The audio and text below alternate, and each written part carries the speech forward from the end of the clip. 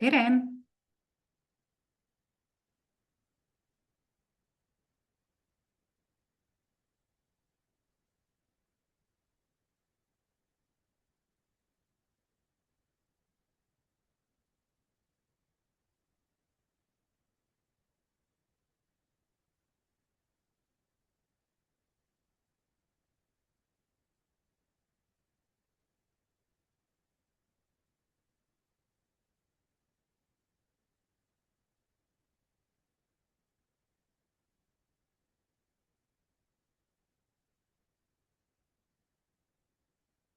Kas keegi võiks mulle anda märku, kas mind on kuulda? Teid on kuulda, kas mind on kuulda? Jaa, nüüd ka mina kuulen, aitäh, siis on hästi. tore. Meil on paar minutit alguseni veel aega ja, ja proovime juhtida seda protsessi, et samal ajal lubada siis ooteruumist sisse järjest inimesi. Sain kaks inimest nagu sisse lasta. Said, väga tore, aitäh. et me ka õpime ja katsetame iga kord, et varasemad infotunnid on tehtud Zoomi webinari formaadis, mis lubab kõik automaatselt sisse, kellel see link on. aga nüüd tuleb välja, et koosoleku formaadis seda üles pannes, siis peab käsitsi lubama, et on kohustuslik kas koodiga sisse tulla või läbi ooteruumi, et sellepärast selline ebamugavus, aga ehk saame hakkama.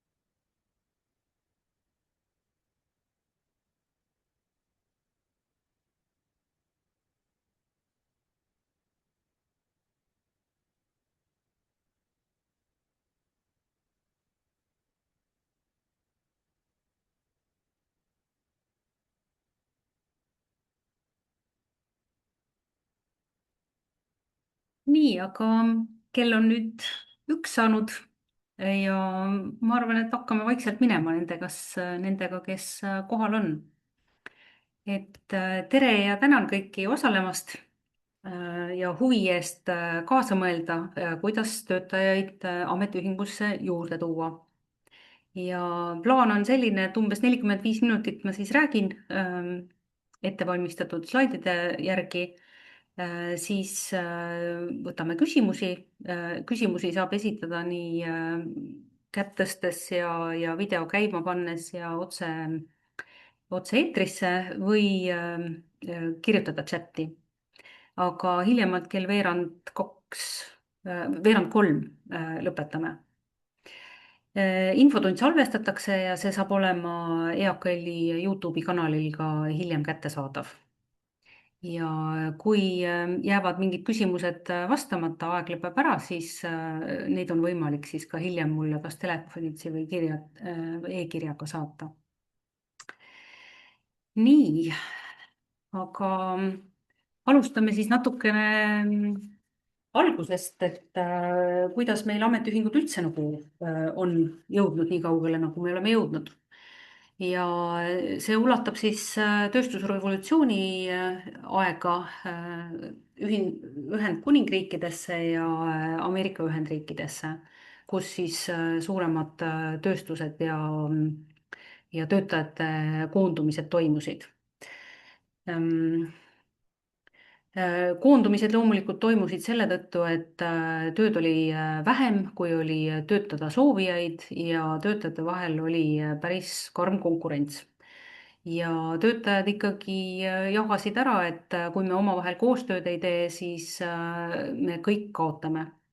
Ja selles osas mina olen arvamusel, et see on sama oluline ka täna, kui oli ta sellel tööstusrevolutsiooni ajal. Aga veel ennem seda, kui tegelikult ametiühingud võitsid endale seaduslikud õigused tegutsemiseks, on selline huvitav lugu, kui Inglismaa põllumeeste ühing, tavalised ühingud olid kõik juba lubatud ja tegutsevad. Põllumeeste ühing leppis omavahel kokku, et nad ei müü oma põllumajandustoodangut odavama hinnaga, vaid leppisid kokku selles ühtlases hinnas. Ja seda peeti ennekuulmatuks ja nende ühingute juhid arreteeriti ja mõisteti süüdi ja saati sunnitööle selle eest, et nad salaja kokku leppisid sellises asjas. Ja siiamaani Inglismaa ametiühingud kogunevad juulikuus Dorseti krahvkonnas Tolpudli külakesse ja tähistavad seal ametiühingute tekke algust. Ja on endalgi olnud võimalik seal ühel aastal, ühel suvel osaleda ja oli väga inspireeriv. Aga 1871. aastal siis võeti vastu Inglismaal ametiühingute seadus ja 1886. aastal märgib siis üks noh, töölisliikumise olulisemaid sündmusi ametiühingute legaalse tegutsemise algust. Ja Eesti ametiühinguid tekkis 1906. aastal, tsaarivõim oli siis andnud selleks loa selliste ühingute asutamiseks ja meie kommunikatsioonisekretäri juhitud ajaloo toimkond on meie koduleheküljele pannud päris huvitava ülevaate, kes veel ei ole seda jõudnud lugeda, võib seda teha. Et ma selle kohal rohkem ei peatu. Vahepeal siis oli okupatsiooniperioodid, sealhulgas siis Nõukogude okupatsioon, aga 90. aastal ametiühingud Eestis siis taasiseseisvusid, Eesti Ametiühingute Liidu kongress toimus ja kuulutati siis ametiühingud sõltumatuks. Ja see oli 12. aprillil 90. aastal. Nii, ja kui me seda tänast infotundi kavandasime ja vaatasime, et ohoh, et 1. mai on kohe ukse ees, siis kirjutan lühidalt või räägin teile lühidalt ka siis 140-aastasest traditsioonist tähistada töörahva solidaarsuse päeva. Et see päev loomulikult ei maandunud meile Nõukogude režiimi ajal, vaid selle juured tõepoolest on siis rahvusvahelises töölisliikumises Ameerikas. Ja sellel ajal oli siis töötajate põhinõudmiseks 8-tunnise tööpäeva kehtestamine. Et ei oleks õigus töötajalt nõuda rohkem, aga et oleks ka kohustus talle anda vähemalt 8 tundi päevas tööd ja vastavalt seda siis tasustada. Selle üldstreigi toetuseks korraldati ka tänavademonstratsioone ja kui politsei neid läks laiale ajama, siis protesteerijate hulgast visati siis politsei suunas plahvatav lõhkekeha ja mille tõttu hukkus palju inimesi ja mis tegelikult ka veel andis hoogu nende rahutuste mahasurumiseks ja inimohvrite arvu suurenemiseks. Aga iseenesest see kampaania oli edukas, neid 8-tunniseid tööpäevi ja 40-tunniseid töönädalaid kampaaniaid toimus ka samal ajal mujal riikides ja ametiühingute sellise olulise lobi tulemusena ikkagi moodustati ka rahvusvaheline tööorganisatsioon ja samal aastal siis tööorganisatsioon võttis vastu töötundide konventsiooni, millel põhinevad enamiku läänemaailma või siis ILO-ga ühinenud organisatsioonide tööseadused rahvusvahelistel konventsioonidel. Kuidas täpselt see NSV töökoodeks, millest nemad lähtusid, see on eraldi uurimisteema ja mina seda nagu nii põhjalikult siin täna ei käsitle. aga Eesti Vabariigi taasiseseisvumise ajal alguses võeti vastu uus töölepingu seadus ja seda muudeti olulisel määral 2007 ja 2008 alanud konsultatsioonide käigus ja 2009 1. juulist siis see meil kehtib. Nii, et me, noh, selle slaidi mõte on, et me tegelikult tänapäevastes nõudmistes ja organiseerumises, et me toetume ikkagi olulisel määral eelnevate põlvkondade saavutustele, ja nagu tänane ülesanne on siis neid hoida ja paremaks teha, et mis vastavad siis töötajate ootustele tänasel päeval. Tänast päeva siis iseloomustab ikkagi see, et meil on olukordade, arvamuste ja kõikvõimalike valikute paljusus igal pool.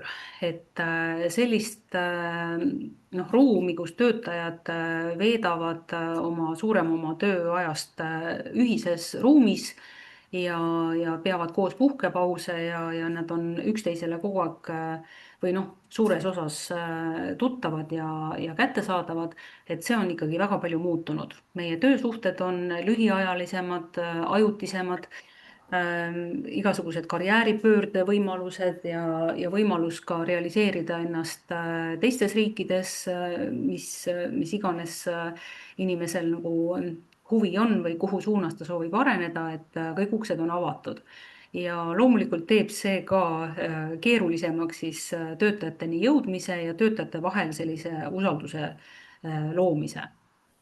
Et väga paljudes ettevõtetes on ikkagi ka selline hirmu, kahtluse ja umbusu õhkkond ja kahtlemata seal on needsamad eesmärgid, seaduslik kaitse, kvaliteetne juriidiline nõuanne, töötajate õiguste tundmine, nende koolitamine, et see on ikkagi ametiühingu igapäevatöö väga paljudes ettevõtetes. Aga on ka teistsuguseid ettevõtteid, kus need küsimused ja huvid võivad olla natuke teistsugused ja tööandjate suhtumine võib olla teistsugune, et ikkagi järjest rohkem, mida suurem on töökäte puudus tänasel tööturul, seda rohkem on ka tööandjad huvitatud nende töötajate hoidmisest, kes on võtmetähtsusega, kellesse on palju investeeritud aega, teadmisi, nad on oma töös kogenud, oskuslikud ja iga sellise töötaja lahkumine või loobumine või läbipõlemine, see on tööandjale ikkagi suur pauk, et seda ei soovita.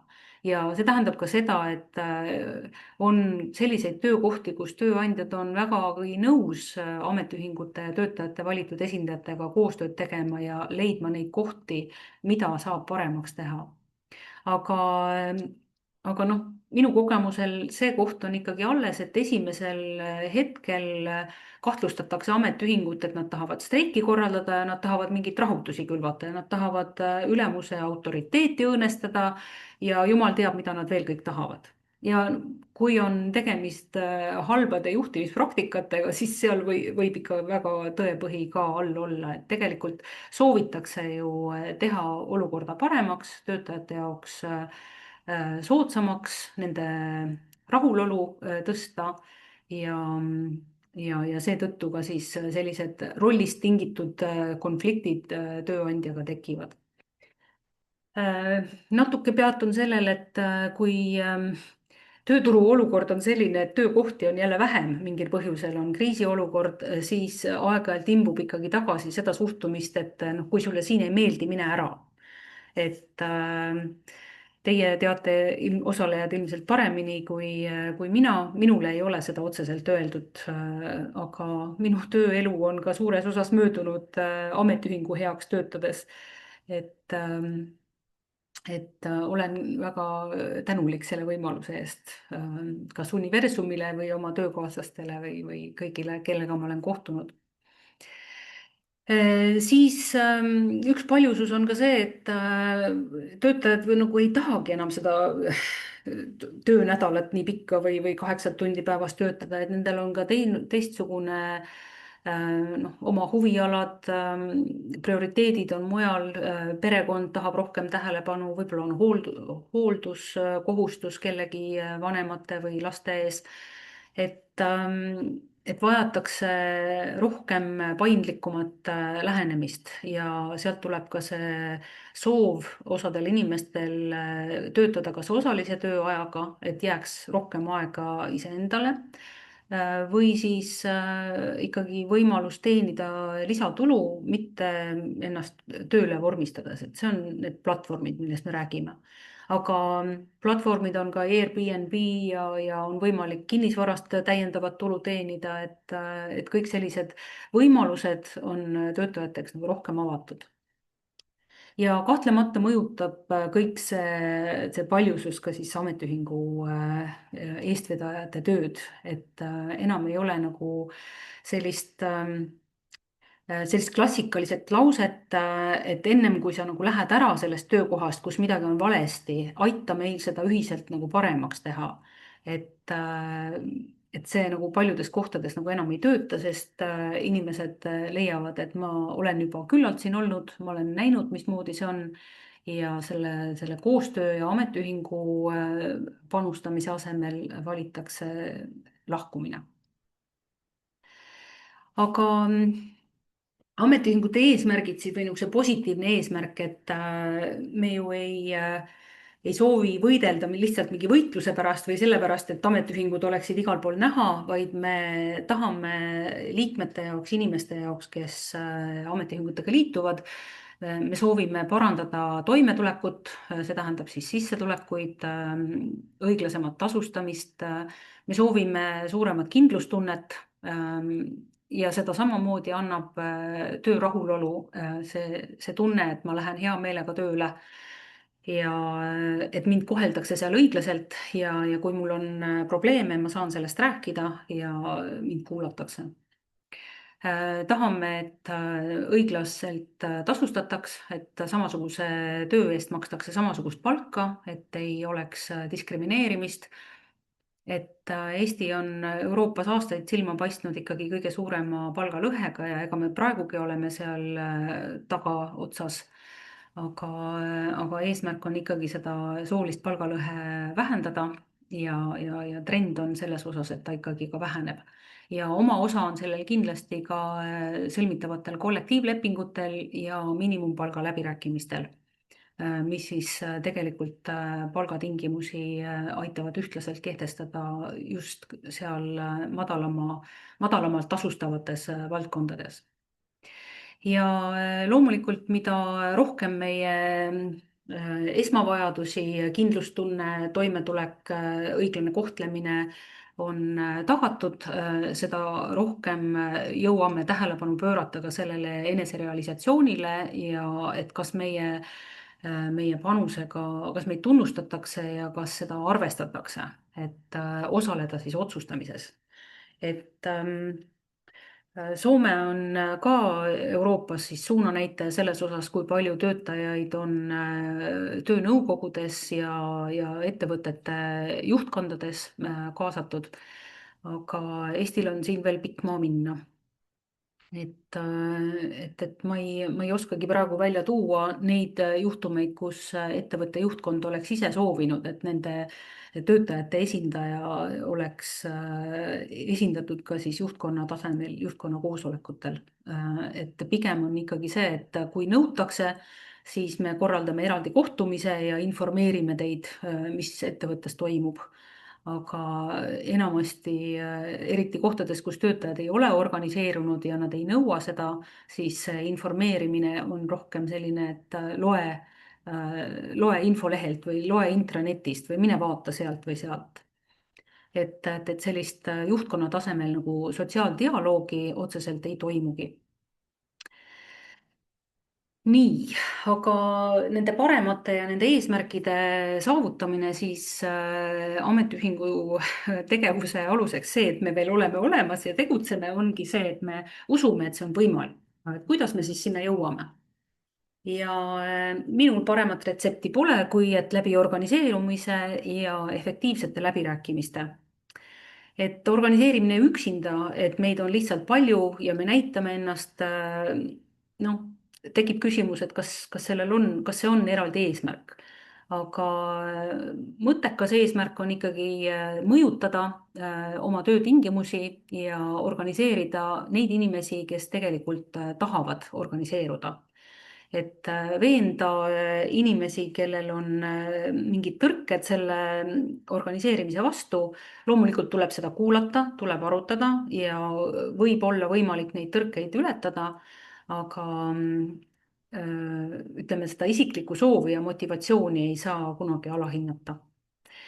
Ja organiseerumine käib siis ikkagi läbi liidrite leidmise, kes väljendavad valmisolekut meiega kaasa mõelda. Et ilma töökoha liidriteta organisatsioon võib saada, võib värvata liikmeid, võib kasvada, aga kui need liikmed on organiseerumata, nende oma liidreid või eestkõnelejaid ei ole, siis sa võid neid võrrelda kõik nagu bussireisijatega, kes on küll pileti ostnud, aga võivad ka rahulikult minna järgmise bussi peale või sõita rongiga või teha midagi muud. Osta auto, kui nad selleks piisavalt raha koguvad. Ja organiseerimiseks siis liidritega ühiselt järgmine samm on sõnastada see probleem, eesmärk, miks töötajad võiksid organiseeruda, mida me taotleme. Sellele järgneb siis töötajate veenmine, miks tuleks liituda, mida me tahame saavutada ja seda dialoogi töötajatega tuleb tegelikult käsitleda kui maratoni, et ta on pikaajaline protsess, et sa ei saa seda lihtsalt teha ühe korraga ja siis on tehtud. Et see töötajate veenmine justkui on selline lõppematu töö.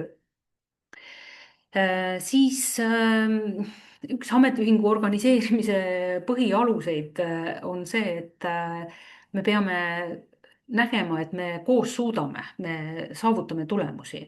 Et kui töötajate veenmine annab tulemusi, aga tegelikult me oma eesmärkide saavutamisele lähemale ei liigu või inimesed panustada ei oska või nad ei tea, et nad peaksid seda tegema ja info või nende teadmised ja oskused jäävad samale tasemele, siis tegelikult seda võimestamist ei toimu ja ametiühingu organiseerimine tegelikult jääb pooleli.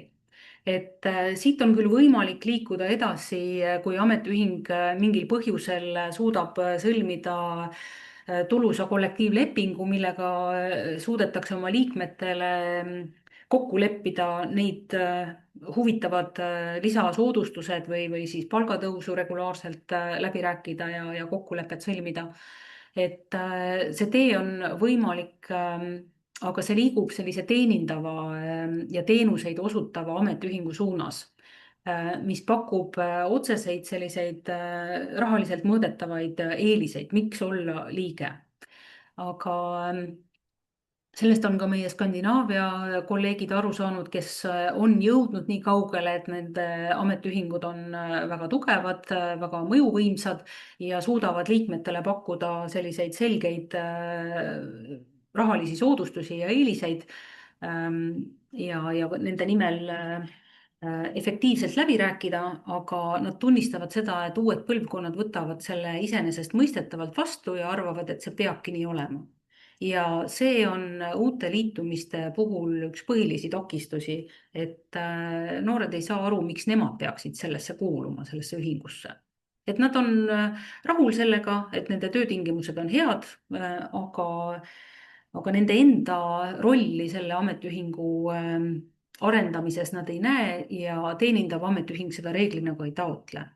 Et ta võib pakkuda ühe teenusena ka näiteks arenguvõimalusi ja osalusvõimalusi rahvusvahelistel üritustel ja kohtumistel, kus noored saavad oma keelepraktikat ja nad saavad oma huvidest rääkida teiste samasugustega, aga tegelikult see võtmekoht, miks ametiühingud räägivad üle maailma järjest rohkem organiseerimisest, on just nimelt seesama, et töötajad harjuvad ära nende kollektiivlepingute eelistega ja ei pinguta selleks, et need jätkuksid. Ja pigem toimub pensioneerumine, olemasolevad liikmed lahkuvad ja kaovad, aga uusi ei tule peale ja toimub järjekindel ametiühingute vähenemine. ja läbirääkimised ongi üks selline nagu ametiühingute põhitöö, kui me jätame need juriidilised nõustamised ja sellised individuaalse toe kõrvale, et kuidas kollektiivset mõju saavutatakse läbi siis kollektiivläbirääkimiste. Ja võime ette kujutada, see tähendab seda, et keegi ametiühingute esindaja istub tööandja vastas ja arutatakse siis neid probleeme, mis läbi töötajate on ametiühingusse jõudnud ja siis lihtsalt lepitakse milleski kokku. Et reaalsus on küll selline, et tööandja tuleb läbirääkimiste laua taha ette valmistatud esitlusega, kus ta räägib, kui halvasti sellel ettevõttel tegelikult rahaliselt läheb, kui ebakindel on olukord ja miks ikka üldse palka tõsta ei saa töötajatel, rääkimata mingitest lisasoodustustest või nõuetest. Ja see on siis ametiühingu läbirääkijate ja selle ühise koostöö küsimus, et kui hästi nad on ette valmistunud selleks, mida nad juba tegelikkuses näevad, kas see on õige, mida tööandja räägib, või on seal ka teine pool, millised on need argumendid, mis toetaksid töötajate positsiooni.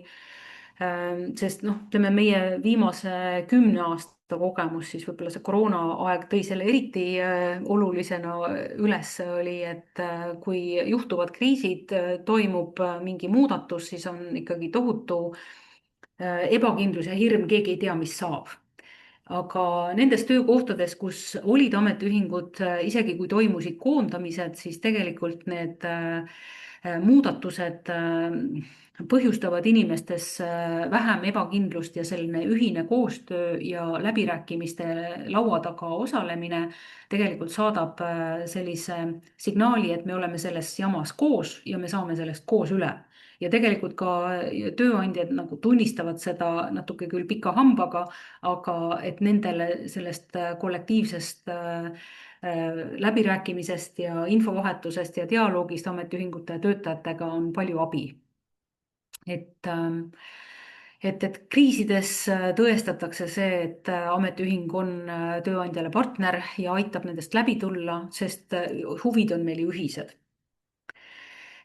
Et ettevõttel läheks hästi, et ka töötajatel läheks selles ettevõttes hästi. Ja natuke kaasotsustamisest ma juba rääkisin, aga sisuliselt on ta ikkagi see koht, kus on võimalik läbirääkimisi ja organiseerimist omavahel siduda. See tähendab seda, et need läbirääkijate meeskond laua taga tegelikult arutab need sammud ja olukorrad läbi kõik kogu selle organisatsiooniga, demokraatlikult valitud esindajatega ja kelle ülesanne on siis ka töötajatele vahendada seda olukorda. Et tundlikku infot kõike loomulikult ei saa alati igal pool rääkida, aga saab anda edasi seda informatsiooni ja seda põhisõnumit, mis on tööandja pakkumised, miks, mida ta leiab, millega me nõustume, ametiühing nõustub sellega, millega mitte. Ja sealt edasi siis otsustatakse koos, kas me läheme pigem halvale kokkuleppele või meil on põhjust ikkagi arvata, et see informatsioon, mis meile on antud, ei päde meie poolt vaadates, me ei näe sellele tõestust ja leiame, et me saame oma nõudmistele kindlaks jääda ja pigem läheme selles suunas, et me eskaleerime seda mõjutustegevust järgmisele tasemele, et tööandjad siis ikkagi survestada ametiühingu nõudmistele rohkem järgi andma. Ja ametiühingu töö sisu siis on inimeste vahel usalduse kasvatamine ja usalduse loomisel ja kasvatamisel noh, kõige tähtsam, mida mina suudan välja mõelda, on isiklik eeskuju, olla ise usaldusväärne ja aus, võtta vastu arvamusi, ka neid, mis mulle ei meeldi või millega ma nõus ei ole ja rääkida ja kuulata. Ja usalduse puhul on oluline, et me paneme proovile need liidrid, kelle me oleme siis organiseerumise käigus leidnud, et kes nendest nagu võtab vastutust, mõtleb kaasa meiega ja aitab panustada selle eesmärgile jõudmisele.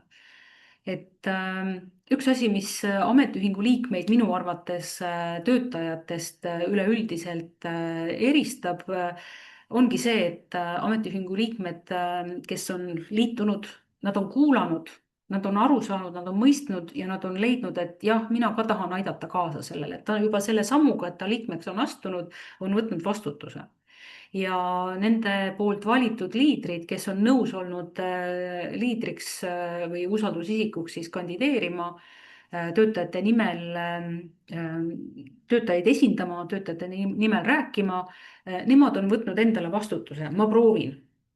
Ja mingil juhul ei tohiks jääda see, et see on nagu eluaegne karistus, et kui ma olen ükskord jah öelnud, siis mul ei olegi nagu mingit teed sellest välja.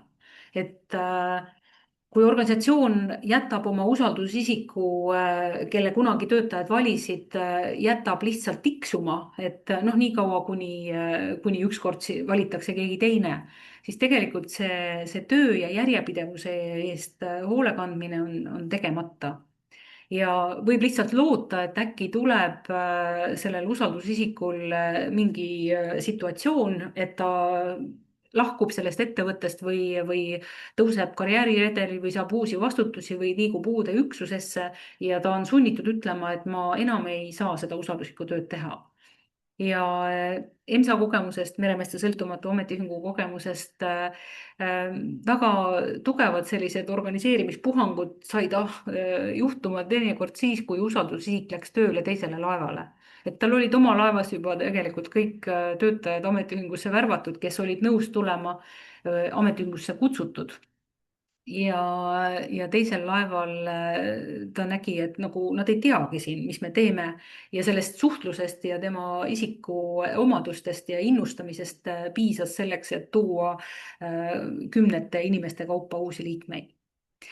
Ja et liikudes edasi, kõikidel inimestel, nii eestvedajatel kui tavainimestel on omad tugevused, nõrkused, et nii on ka ametiühingu juhtidel ja tark juht leiab enda ümber need inimesed, kellel on sellised tugevused, mida tal endal ei ole. Et meeskond oleks võimalikult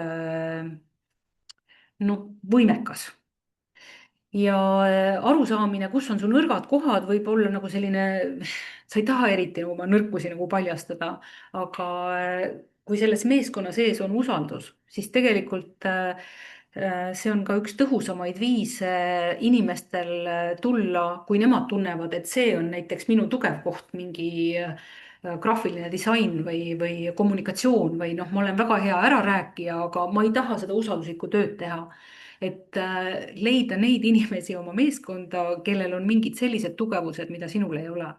Et see on ka ametiühingute meeskondliku kollektiivse edukuse üks võtmekoht. Ja loomulikult inimesed ei tule, kui sa neid ei kutsu ja kui sa ei taotle seda, et nad osaleksid enda ametiühingu ülesehitamises. Üks asi on seda öelda, teine asi on leida igapäevases töös selliseid asju, et mis on see asi, mida mina teen, aga võiks teha tegelikult hoopis keegi usaldusisikutest või juhatuse liikmetest või sellest meeskonnast, kes soovivad ametiühingus siis muutusi esile kutsuda. Ja selle võimaldamine, et see on ka päris paras ülesanne hoida ennast tagasi, kui sa tunned, et noh, ma ju oskan, ma olen seda teinud. Et noh, äkki ma teen selle seekord ka ise ära, et kellegi juhendamine ja toetamine mingis asjas on no, raskem kui selle ise ära tegemine. Et aga meeskonnatöö koha pealt jällegi vältimatu. Ja tülide tekkimine, konfliktide tekkimine tegelikult ka ametiühingus on midagi, mida ei saa vältida, nii nagu ei saa perekonnas vältida konflikte. Neid tuleb õppida lahendama ja lahendama selliselt, et see erisus, mille osas me oleme eri meelt, et see mitte ei tõmbaks meid lahku ja ei suurendaks umbusaldust, et näed, ta mõtleb teisiti, ta ei saanud aru, ta ei kuula, vaid et me aktsepteeriksime seda eriarvamust ja leiaksime ikkagi tee selle lahenduseni, mis on meile mõlemale vastuvõetav, mitte mis on ühele meist vastuvõetav. Et see tagasiside arvestamine, selle üldse taotlemine, et keegi sulle ütleks, kuule, tead, see läks nüüd niimoodi, on ju, ma ise praegu mõtlen, et see vist oli viga, mis sina arvad? Ja selle asja jaoks aja võtmine on juhtide kiires töötempos kindlasti väga keeruline, aga, aga see on vältimatu. Et tööandjale ametiühingud heidavad kõige rohkem ette seda, et kui te konsulteerite või informeerite, te võib-olla teete näo, et te kuulate, aga sellest, mida me teile räägime, kui te seda ei arvesta, siis tegelikult meie vaheline usaldus mitte ei kasva, vaid see kahaneb. et, et sama on ametiühingu sisemiste struktuuridega, et tuleb arvestada sellega, mida inimesed ütlevad selleks, et nad sulle ka järgmine kord seda ütleksid. Ja kuigi me räägime organiseerumise puhul kui sellise noh, võitleva ja mõju avaldava organisatsiooni ehitamisest, siis me ei saa ära unustada seda, et me peame olema koostööorgan, et töötajad ei ole valinud meid mitte selleks, et me ütleksime tööandjale näkku, et vaata, sa oled selline või selline ja me ei saa sind usaldada ja üleüldse töötajad räägivad meile hoopis midagi muud, nii et te valetate. Et tööandja perspektiiv ongi teistsugune, aga sellise vaenlase kuvandi loomine võimaldab küll lühiajaliselt võib-olla tuua oma organisatsiooni uusi liikmeid, eriti selliseid radikaalsemaid, kes tahavad ka öelda, et see tööandja on igavene selline teistsugune. Ja ta tegelikult saaks küll maksta rohkem, aga ta lihtsalt ei taha, siis see võib ikkagi sellele ametiühingule endale kätte maksta, sest selline radikaalsem pool on ka tavaliselt selline, kes ütleb, et mulle aitab sest jamast, ma lähen minema.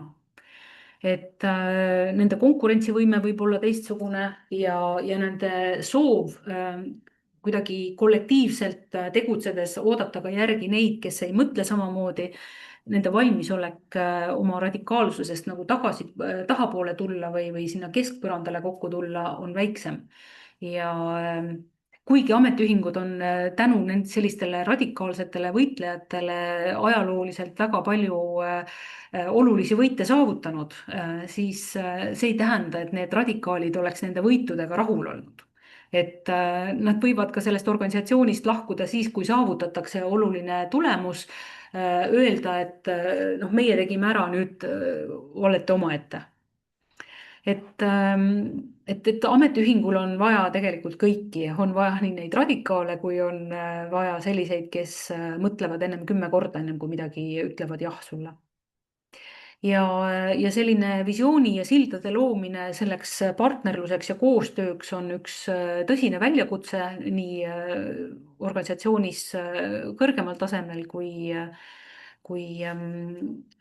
kesktasemel, et usaldusikute ja ettevõtte juhtkonna ja keskastme juhtkonna tasemel, et selleks, et ametiühinguid organisatsioonidest ja asutustest, ettevõtetest ei hakataks välja pressima või nendega mitte koostööd tegema, on tegelikult just nimelt vaja seda, et meil on ühine visioon.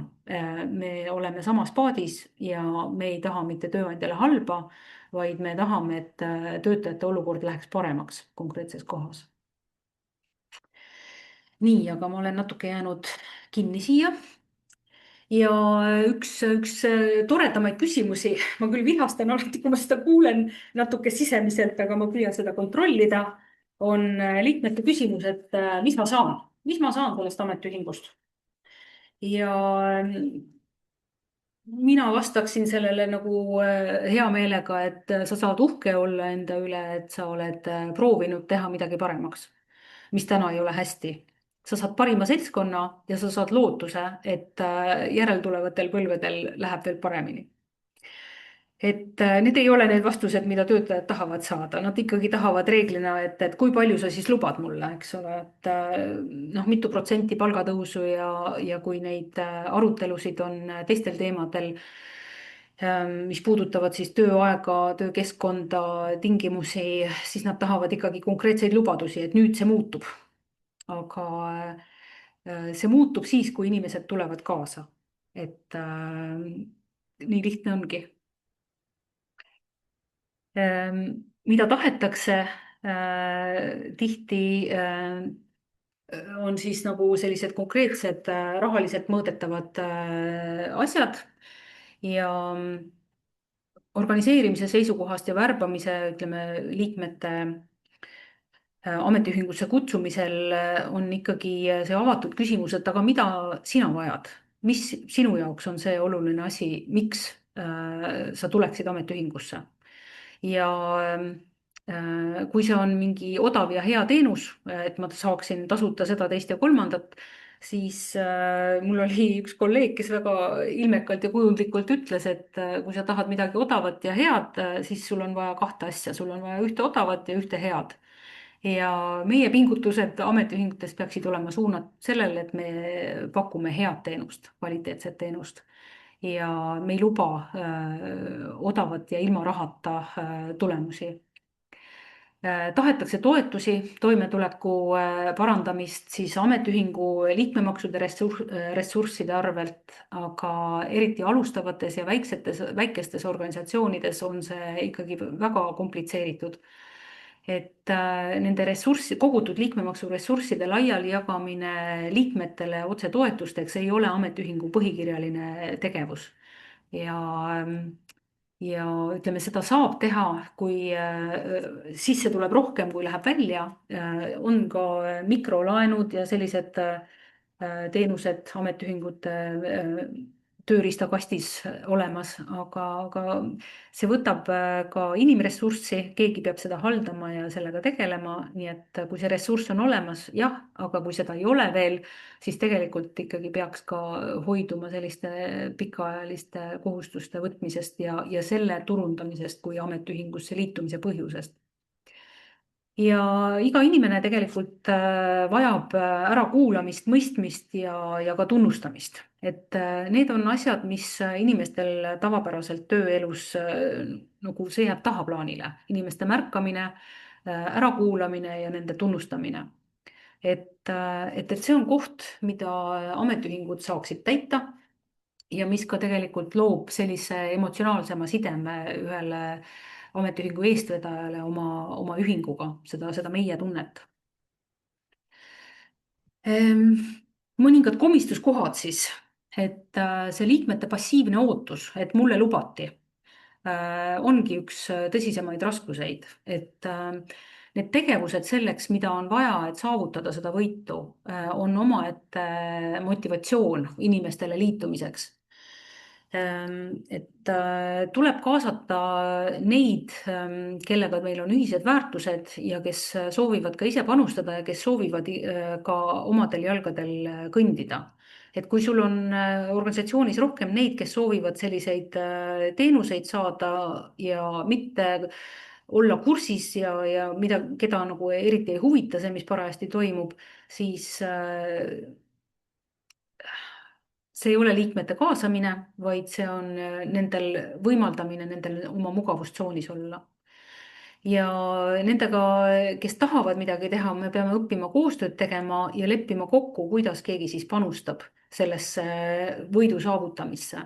Et kõige lihtsam näide, mis ma oskan tuua, on see, et iga ametiühingu liige on tegelikult oma ametiühingu visiitkaart. Kas ma tean, mille pärast mina kuulun sellesse ametiühingusse, kas ma olen uhke selle üle ja kas ma kutsun iga uut töötajat ametiühinguga liituma või arvan ma, et see on kellegi teise ülesanne, et piisab sellest, kui mina olen. Et, et see on asi, milles saavad kaasa lüüa praktiliselt kõik liikmed. Nad saavad rääkida sellel ajal, kui ametiühingu usaldusisikut ei ole selles ruumis, kus nad oma kaastöötajatega koos viibivad, saavad öelda, miks on tarvis olla ametiühingus. Ja sellisel juhul sellised ühiselt saavutatud tulemused, ka nemad on osalised selles, et see tulemus tuli ja nad tunnevad, et see on meie võit ja nad kasutavad seda ka edaspidi liikmete kaasamiseks. Et ja annavad sellega oma eeskuju, me jõuame tagasi selleni, et eeskuju ei saa vältida, et niikaua kuni liikmed ei pea seda vajalikuks või ei tee seda, nad ei kutsu uusi töötajaid ametiühingusse, nii kaua võib öelda, et nad ikkagi ootavad, et keegi teine seda teeb. Ja see ootus, et liider peab kõike jõudma, see viib läbipõlemiseni.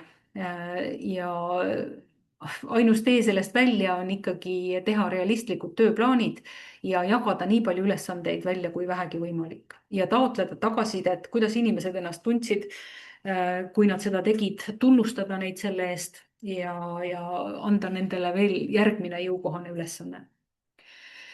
Samamoodi see ebarealistlike ootuste koorem, et meie läbirääkijad on väga palju kohanud seda, et lubasite ju 25% palka, no aga me tegime seda ja teist on ju ja ikka ei ole, ikka ei tule. Ja siis lähete ja lepite kokku 10 peale. Me ei ole üldse rahul, see 10 ei ole mitte mingil määral vastuvõetav. Et siis tegelikult on ikkagi sellest suhtlusest ja sellest läbirääkimiste situatsiooni kommunikatsioonis midagi jäänud puudu. Ja inimesed ei ole olnud kaasotsustamise juures. Et, et nad ei tunne, et mina ka osalesin sellise otsuse vastuvõtmisest ja ma saan aru, miks see tehti. Siis kõikide töökohtade juures me jõuame selleni, et on olemas rohkem haavatavate töötajate grupid, kas need on üksikvanemad, emad väikeste lastega, pensionärid, võõrtööjõud või noh, välistööjõud teisest rahvusest või noh, meil olid need halli passiga inimesed, kellel oli elamisluba, aga ei olnud eesti keele oskust. Mingi grupp inimesi, kes on rohkem altid tööandjale ja selle hirmutamistaktikale nagu järgi andma. Ja neid on raskem innustada, sest nende lootus, et midagi tegelikult muutub nende olukorras, on juba kadunud või kadumas ja nende hirm tegelikult oma olukorras, et midagi läheb veel hullemaks ja hirm kaotada see praegunegi olemasolev, see hirm on suurem kui keskmiselt selles ettevõttes töötajatel. Ja seda saab siis ikkagi ka neutraliseerida või proovida sellega tegeleda, neid rohkem julgustada, saada rohkem toetuspinda, võib-olla ka väljapool seda ettevõtet ja seda tegevusvaldkonda, näidata seda olukorda toetajatele ja mobiliseerida rohkem gruppe seda võitlust või kampaaniat toetama. Ja et see võimestamise plaan tuleb uuesti läbi mõelda. Et ei ole lihtne, aga ühtegi sellist otsest retsepti nagu kohe anda ka ei ole.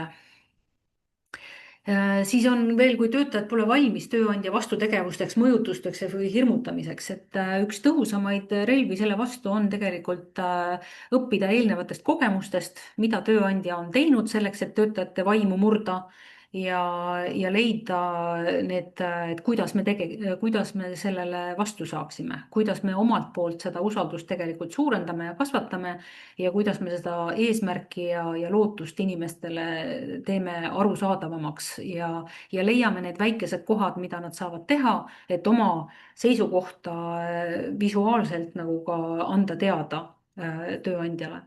See tähendab siis mingite sloganitega või mingite sümboolikaga riietusesemete kandmist või märkide või ka petitsioonide allakirjutamist, nii edasi. Ja selleks on ikkagi see ametiühingu liikmete infovõrgustik, et see, kuidas me oleme omavahel seotud, kui kiiresti liigub ametiühingu info, kui kiiresti sealt tagasi tuleb informatsioon, et kuidas tööandja millelegi reageeris, kui me ütlesime seda või teist. Et see on kõik võtmetähtsusega, et seda valmisolekut vastutegevuseks võimalikult kiiresti viia kõrgemale tasemele, kui olukord seda nõuab. Ja päästjad on meil siin abiks selles osas, et nende reaktsiooniaeg on ikkagi väga kiire ja nad toovad selle kaasa ka oma ametiühingusse, et nende esindaja on seda ka korduvalt meie teemalistel vestlustel rõhutanud, et me ei saa endale lubada mingite päevade viisi midagi oodata, enne kui me reageerime, et me peame ikkagi suutma minutite ja tundidega reageerida. Ja see on meile kõigile siis eeskujuks.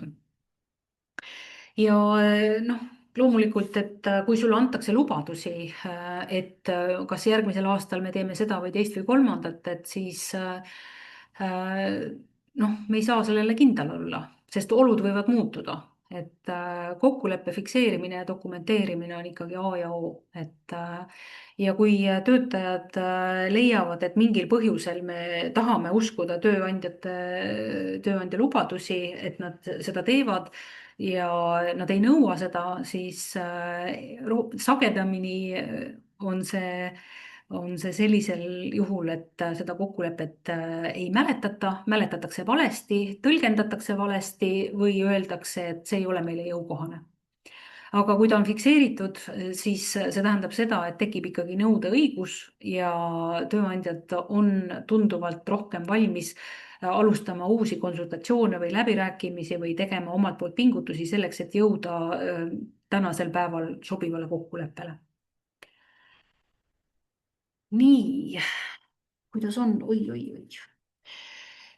Ma ei käi kõiki läbi, ma natukene ütlen, et see 1199 on Ameerika tervishoiusektori ametiühingu esindusorganisatsioon või nende liikumine.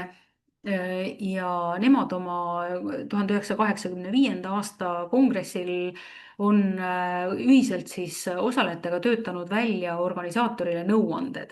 Nad on siin slaididel kõik järjest kirjas. Ja ükskõik, mida ma loen, ma leian, et see on väga adekvaatne ka tänasel päeval. Ja midagi nendest ma olen ka juba eelnevate slaidide jooksul kajastanud. Aga ma soovitan kõigil organisaatoritel nende üle tõsiselt mõtiskleda. Kes soovivad, ma saan ka selle välja trükkida, kui te tahate seda oma töös kasutada, et ma tõlkisin selle jaoks ära ja mul on see dokument ka olemas. Ma näitan need siia ekraanile, et meie veebis järelvaatajad saavad ka siis selle koha pealt need ise lugeda. Aga üks asi, millele veel võib-olla uuesti rõhutada, et ära kuluta aega töötajate organiseerumisele, kes juba ise seda teevad, kes organiseeruvad juba ise. Sa saad nad kutsuda ametiühingusse ja seda organiseerumist ära kasutades liikuda selle probleemi adresseerimiseni.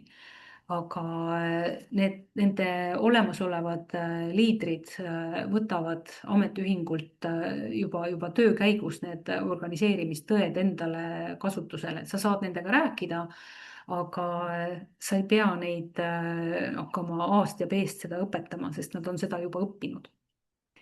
Ja viha kanaliseerimine on üks asi, et kui me töötajatega räägime, siis see viha on liikuma panev jõud tihti ebaõigluse pärast. Väga paljud usaldusisikud on ametiühingusse jõudnud, sest neid on ebaõiglaselt koheldud ja nad on vihased selle pärast. Ja sealt tuleb ka see soov, et ma hakkan, ma teen. Et see on ametiühingu töös ikkagi väga oluline tööriist samamoodi. Ja et kui me ei innusta, viimane punkt siin, et kui me töötajaid ei innusta enda eest seisma, et siis me juba oleme kaotanud.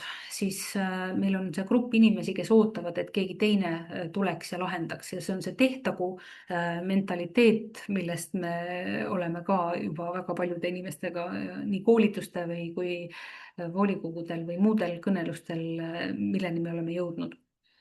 Et see, et meilt seda oodatakse, ei tähenda, et me peame seda tegema, et me peame innustama inimesi ise võtma enda saatuse eest vastutust endale ja õppima koostööd tegema selleks, et seda siis tulemuslikult teha. Siin on veel üks innustav slaid, et me suudame rääkida töötajate lugusid, me suudame õppida meeskonnatööd, me suudame innustada uusi liidreid ja anda vastutust ja neid tunnustada. Et need on kõik meile tänastele ametiühingutele jõukohased tegevused, kui me seda tahame. Ja et kuskilt tuleb minna.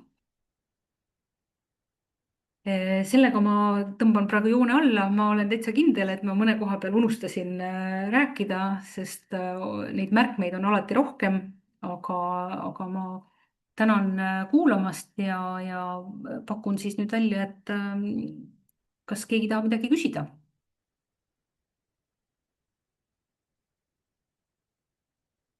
Et kui jah, siis andke käega märku või pange oma video sisse. Ma lõpetan jagamise.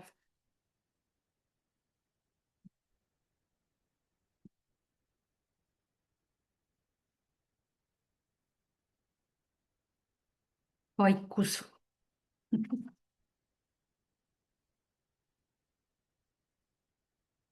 Kas meie hulgas on keegi, kelle käest ei ole liikmed küsinud, et mis ma saan ametiühinguga liitumisest?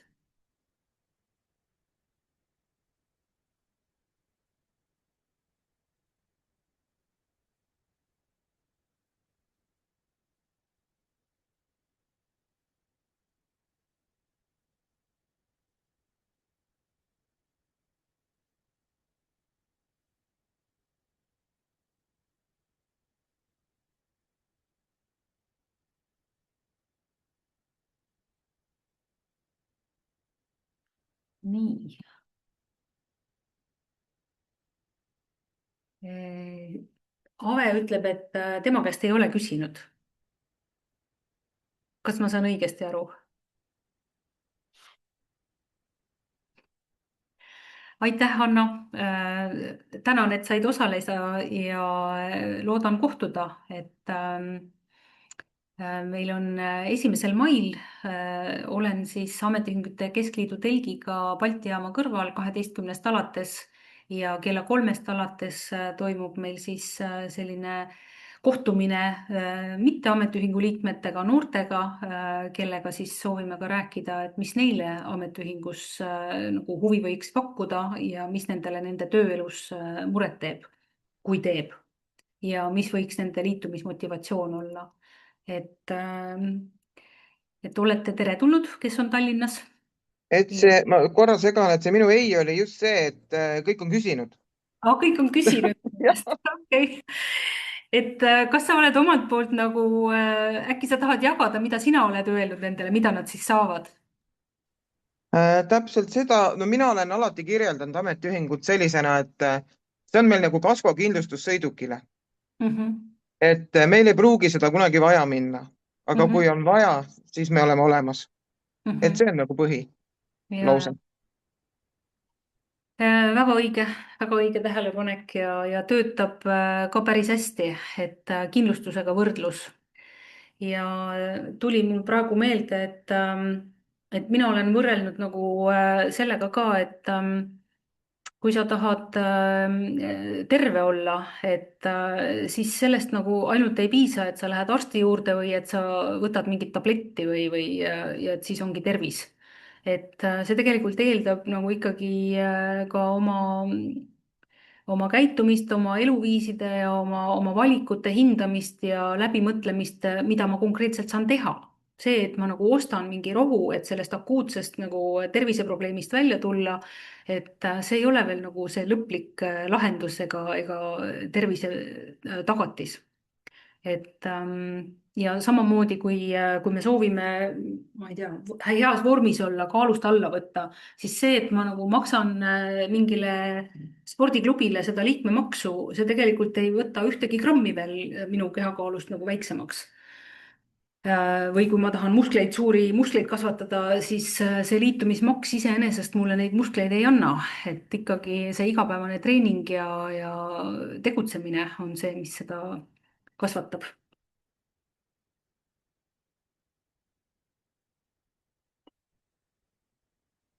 nii, äkki tuleb meile veel mõni tähelepanek, kommentaar?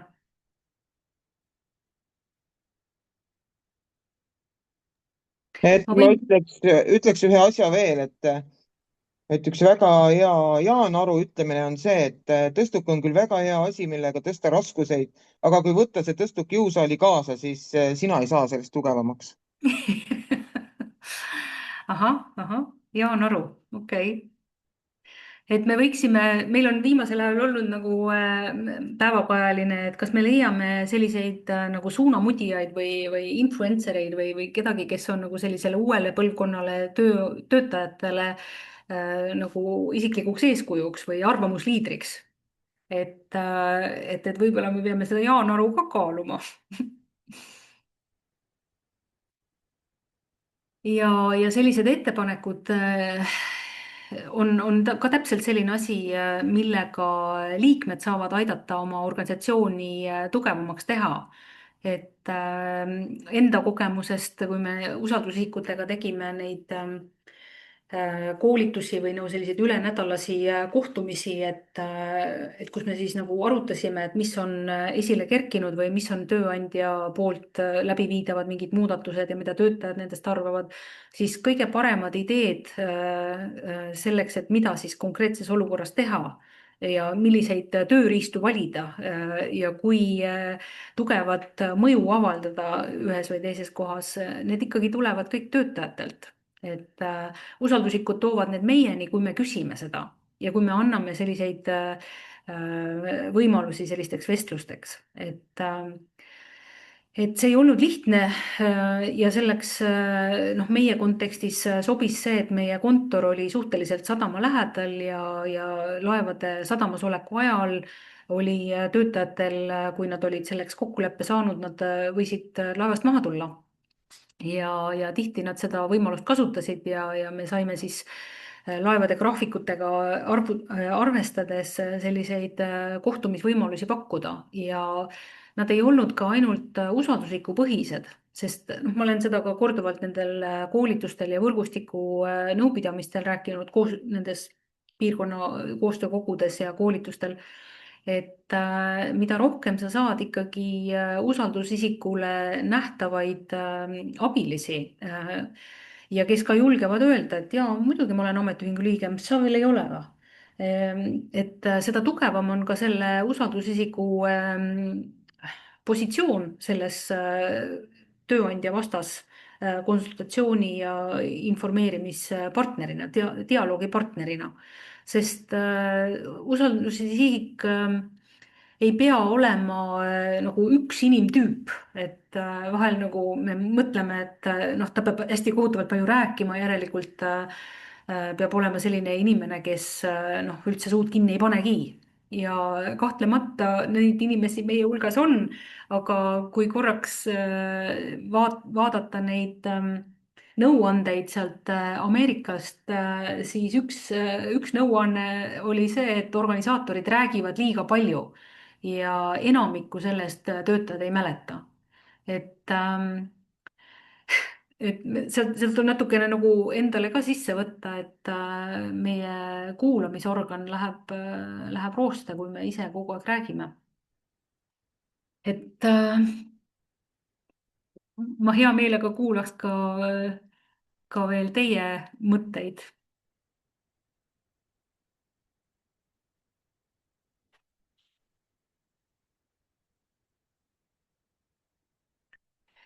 aga kui meil neid väga ei ole, siis meil on kaks varianti, et kas me läheme korraks tagasi nende slaidide juurde ja ma käin veel läbi need nõuanded organiseerijatele või me lõpetame varem.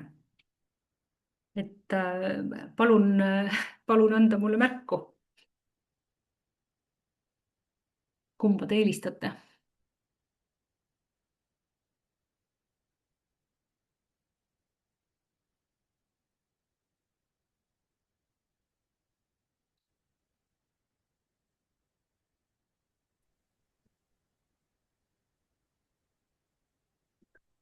äkki ütleks paar sõna, olen ma kuuldav? ja Kalle, kuulen sind, Mhm. aitäh. Okei. Tähendab selles mõttes, et see võrdlus nagu kindlustusega ja on väga õige, et seda oleme meie ka läbi aja kasutanud, ütleme, no liikluskasko vahet ei ole, on ju, see on lihtsalt see, et sa tõesti kulutad veidi raha selleks, et tagada endale nii-öelda turvalisem potentsiaal. loodame, et midagi ei juhtu, aga kui juhtub, siis on sul toetus olemas. ehk siis mina turundan seda alati niimoodi, et vahet pole, mis juhtub, sa pole kunagi üksi. Ühesõnaga, ei ole vahet, mis probleem, sa võid pöörduda, võtta ühendust ja me kasvõi aitame sulle leida lähima, ma ei tea, pesumasina parandamise töökoja. Me oleme ka selleks valmis, eks ütleme, sest iga liige on meile oluline. Ja see tegelikult nagu toimib päris hästi ja teine asi on selles, et alati määrab see keskkond, millesse me rääkima läheme, et natukene tuleb nagu tajuda, mis on nende inimeste ootused, kuidas nad kuulavad, on ju, märgata seda, mida nad võib-olla küsivad või mille peale nihelema hakkavad, et sa nagu leiaksid need õiged võtmed, kuidas nendeni minna. On olnud ka juhuseid näiteks, kus on tööandjapoolne esindaja olnud juures, siis on tulnud ka tema suhtes ennast kehtestada ja nad näevad, et sa kehtestad, sa suudadki ja siis nad hakkavad sinusse uskuma. Et ütleme, siis on võimalik nagu palju veenvamalt nagu ütleme, oma sõnumid nagu nendele viia ja üks väga hästi toimiv asi on nagu see, noh, mis on tänapäeval hästi popp klišeelikult lausa, eks, aga see edulugude teema, et sa saad nagu näidata, mida on ametiühing saavutanud. Vaadake, mis oli 5 aastat tagasi, vaadake, mis oli 7 aastat tagasi ja vaadake, mis on nüüd. Me saavutasime selle, me näiteks ja samas ma olen ka alati rõhutanud, eks, et ametiühing ei ole tööandja vaenlane.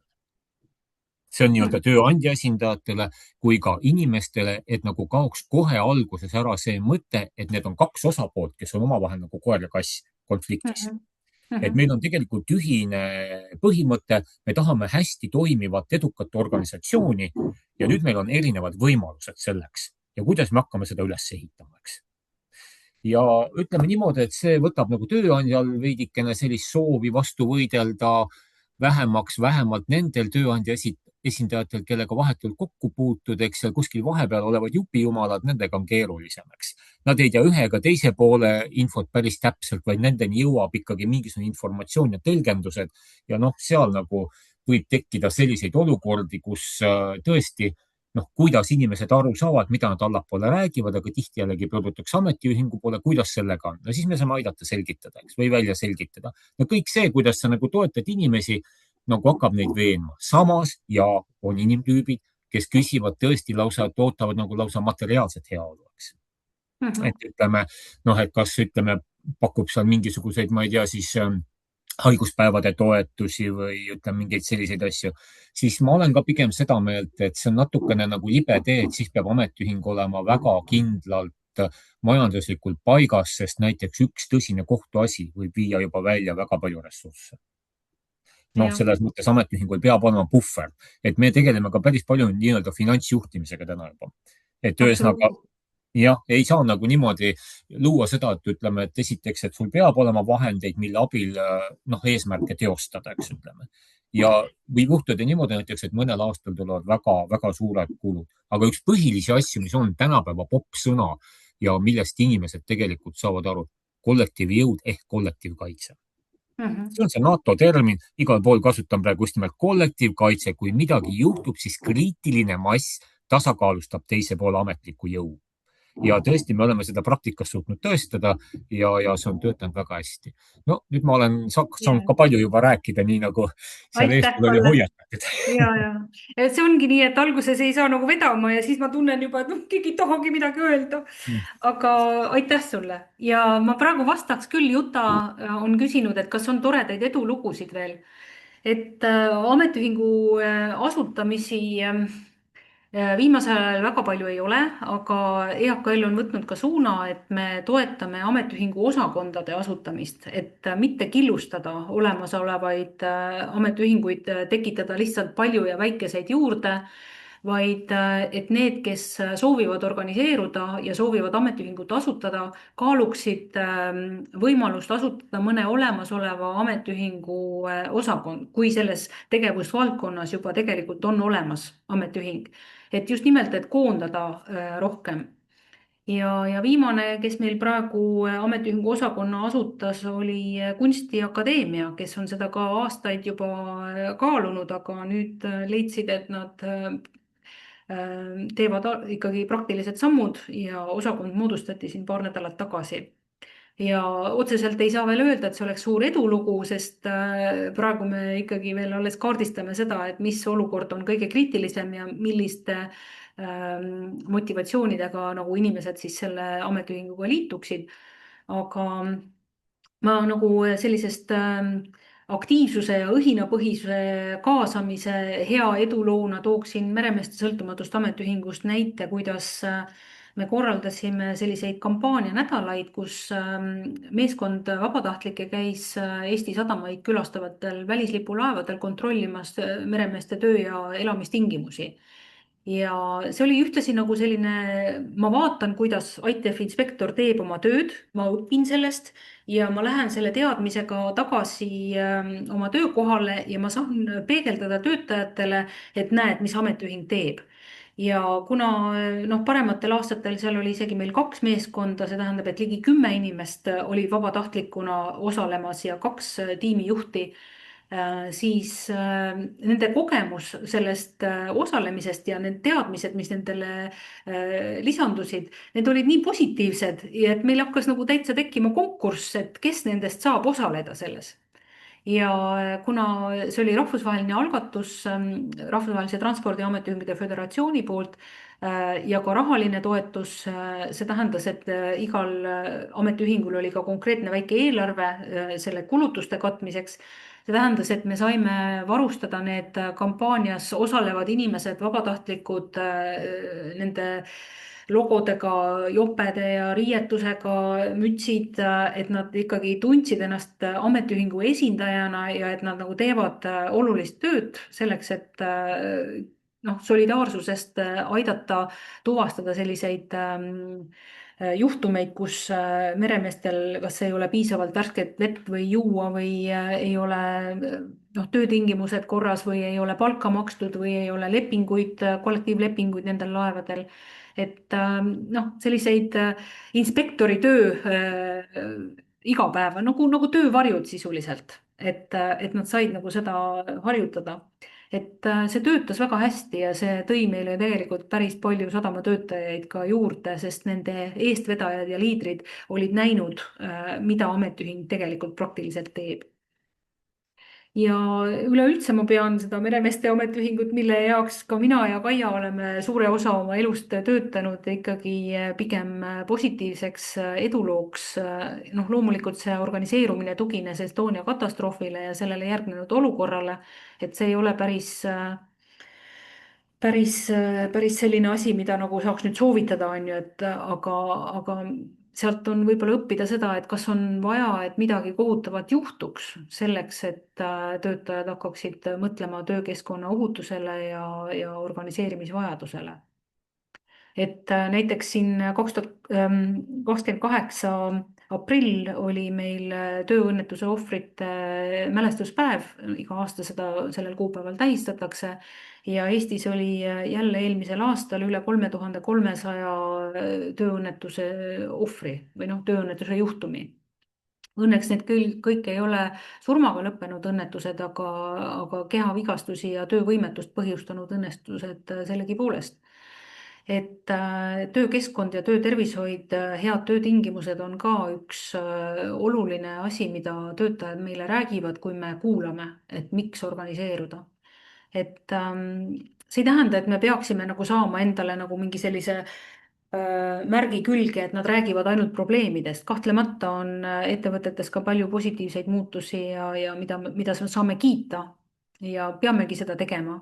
Aga tööohutuse ja töötervishoiu küsimused peaksid saama ametiühingute jaoks ikkagi esimeseks prioriteediks. Et töötajad saaksid oma tööd tehes olla terved ja turvalised. Aga ma teeks küll praegu siis aplausi teile osalejatele ja tänan kuulamast. Nagu ütlesin, lähevad need infotundide salvestused üles ametiühingu YouTube'i kanalile ja saadame ka haruliitudele need lingid, et vajadusel saate järgi.